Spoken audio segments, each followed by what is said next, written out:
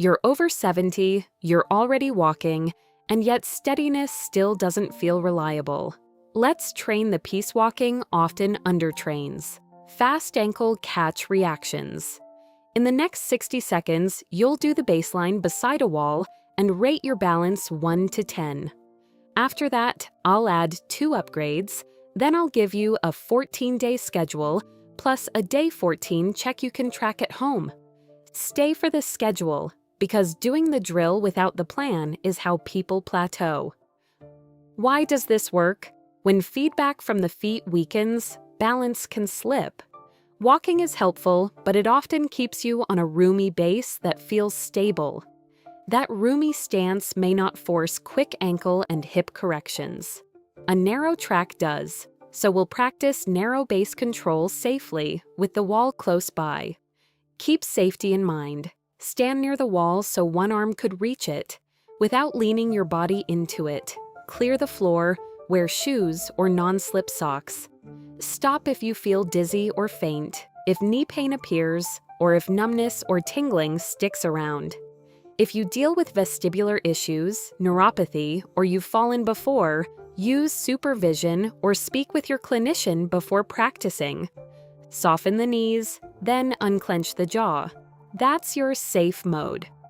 If you're unsure where to start, begin with the easiest level today and build from there. We'll count down 3 levels. Level 3 builds the base, Level 2 reduces support. Level 1 adds head motion, the hardest piece for many people. Level 3 is the baseline. You're not aiming to be statue still, you're practicing many tiny saves. Here's what's happening. The narrow base demands ankle and hip strategy, while a steady gaze helps your balance system coordinate with the inner ear. Here's what you'll be doing in a minute. Stand parallel to the wall. Pick one spot ahead around eye height and hold your gaze there. Step into a heel-to-toe line so the front heel meets the other toes. Touch the wall with a single fingertip only, barely. Light hip tuck, gentle belly engagement, tall posture, knees soft. Hold each placement for 15 to 20 seconds. After a full round, rest 30 to 45 seconds. So, let's start. Left lead. Place the left foot forward, heel-to-toe contact, hold. Notice where your weight centers.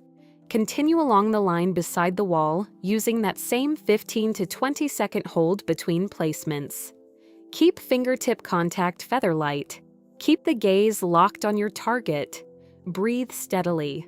If you notice tiny wobbles under the feet, that's the work showing up.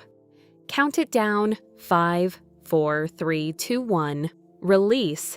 Safely reset for about 15 seconds while holding onto something steady or sitting on a chair and wiggle your toes, then roll your ankles. Turn around for the return. Right lead. Put the right foot forward, heel-to-toe contact. Hold. Knees stay soft. Eyes stay forward. Small corrections are expected. Fingertip stays light.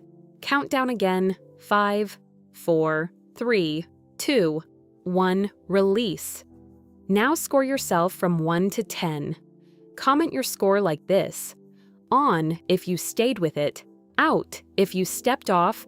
For example, 7 out of 10 on if you stayed on the line, or 7 out of 10 out if you stepped off to save yourself. Age is optional. You'll see you're in good company. You just trained your ankles, which made lots of micro adjustments, your hips which steadied the trunk, and your eyes which anchored a point that supports the inner ear. If level 3 felt like too much today, you can still do it with a little tweak. You can keep training the same system with a slightly wider track.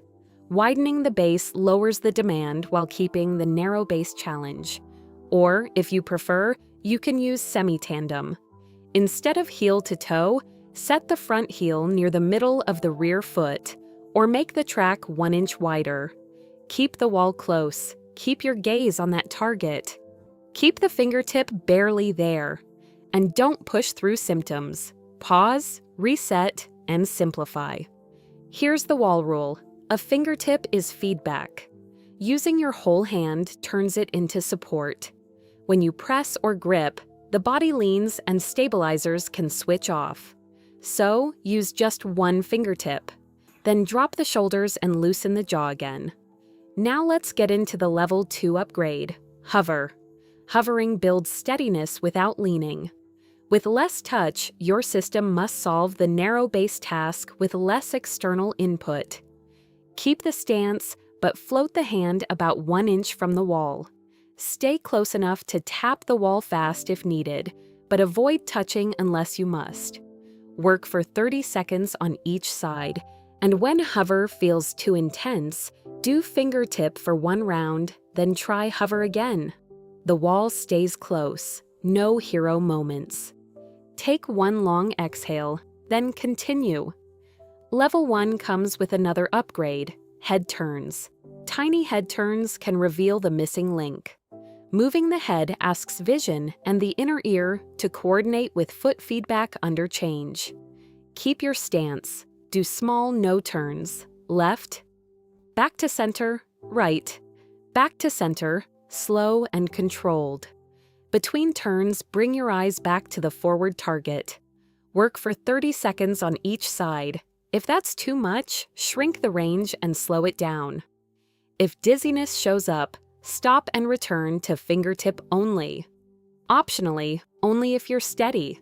Add 20 seconds per side of tiny clock shifts, north, east, south, west, smooth and controlled, only if you're super steady. Now we'll do a guided ladder round so you can feel the progression clearly. Start with the left ladder, 15 seconds touching the wall with the fingertip, then 15 seconds hovering. Finally, 15 seconds head turns. Pause. Shake out for 20 seconds, sitting if you feel unsteady. Do ankle circles, then toe flexes. Next, do the right ladder, 15 seconds touching the wall with the fingertip, then 15 seconds hovering. Finally, 15 seconds head turns. Finished. Score again from 1 to 10. Was it easier the second time round? If this helped, hit like, then consider subscribing. I post safe balance ladders for 70+, seated strength, and simple home progressions, and I show up in the comments to help. Now to the dosage. Do 3 rounds per session. Work each side for 30 to 45 seconds. When you switch sides, rest 15 to 20 seconds. Between rounds, rest 30 to 45 seconds. Aim for at least 5 days a week. Daily practice is usually best. Busy day, 1 round still counts. Here's your 2-week plan. For the next 14 days, schedule 1 daily session on 5 days each week. On day 3, if you're steady, move to 45 seconds on each side. On day 7, include hover on every round. On day 10, introduce gentle head turns only on your final round. Do a day 14 check near the wall. Stand on 1 leg for 10 seconds, then the other for another 10 seconds. Then take 5 heel-to-toe steps, aiming for 0 wall touch. Fingertip is allowed if needed. Record either touch or clean. Then test again each month. Let's recap the progress ladder. Start semi-tandem, then heel-to-toe with a light fingertip, then lighten contact, later move to hover, and finally add gentle head turns. When you've mastered this, you can optionally stand on a folded towel for a mildly unstable surface. Avoid closing your eyes unless someone is supervising. Now, let's get into some troubleshooting. Did you feel wobbly? Cut it to 20 seconds and make the track slightly wider. Did you experience knee pain? Keep knees unlocked and shorten the stance. Did you feel dizzy? Stop, breathe, restart with fingertip only. Was one side tougher? Add 1 more round for that side. You already did your training today. Over this week, work up to 3 rounds. When 30 seconds feels steady, introduce hover. Next week, add gentle head turns only on the final round. On day 14, retest by doing a 10-second single leg, then 5 heel-to-toe steps. Record, touch, or clean. Narrow base, light contact, consistent repetitions. Steadiness can begin beside the wall. Continue with the Healthy Aging Mastery playlist, your complete guide to staying strong, steady, and independent. This is educational information, not medical advice. Always check with your doctor before changing your routine.